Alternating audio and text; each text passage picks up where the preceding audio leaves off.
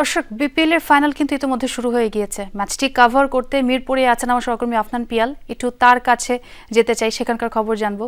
পিয়াল, কোন পিচে খেলা হচ্ছে, কত রান চ্যালেঞ্জিং হবে এখানে একটু জানতে চাই বিশেষ করে।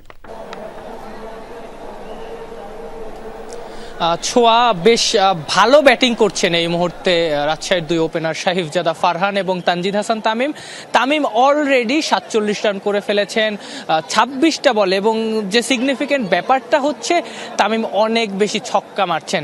যে লাস্ট ওভারটাও মির্জা বেগ করলেন, সেই ওভারে তিনি 2টা ছক্কা মেরেছেন। তামিমের সিক্স হিটিং অ্যাবিলিটি সম্পর্কে আমরা সবাই জানি, তিনি বাংলাদেশের অন্যতম সেরা ক্লিন হিটার। সেই জিনিসটাই কিন্তু তিনি প্রমাণ করে যাচ্ছেন। শেখ মাহেদী এই টুর্নামেন্টের one of the best bowler, তাকে দারুণ দারুণ শটে ছক্কা মারছেন Tamim. Shoriful highest wicket taker, তাকেও ডাউন দ্য ট্র্যাকে এসে ছক্কা মারছেন।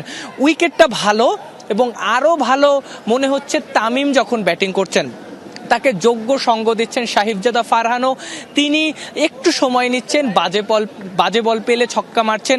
প্রথম 9 ওভারে তারা 8টা ছক্কা মেরেছেন, অর্থাৎ তারা আসলে ওই 6-এর দিকেই বেশি ঝুঁকছেন। ভালো উইকেট হলে এটা হয়, ট্রাস্ট করা যায়, আনইভেন বাউন্স থাকে না, যেটা এই মুহূর্তে হচ্ছে। এবং যেহেতু কেইন উইলিয়ামসন, জিমি নিশাম, শান্তরা এখনও আছেন, মুশফিকুর রহিমরা এখনও আছেন, 9 ওভারে যেখানে অলরেডি প্রায় 80 রানের মতো হয়ে গেছে, আশা করা যায় অন্তত 180 রান এই জায়গা থেকে রাজশাহী করবে, যদি না চট্টগ্রাম কিছু মিরাকল করে ফেলে।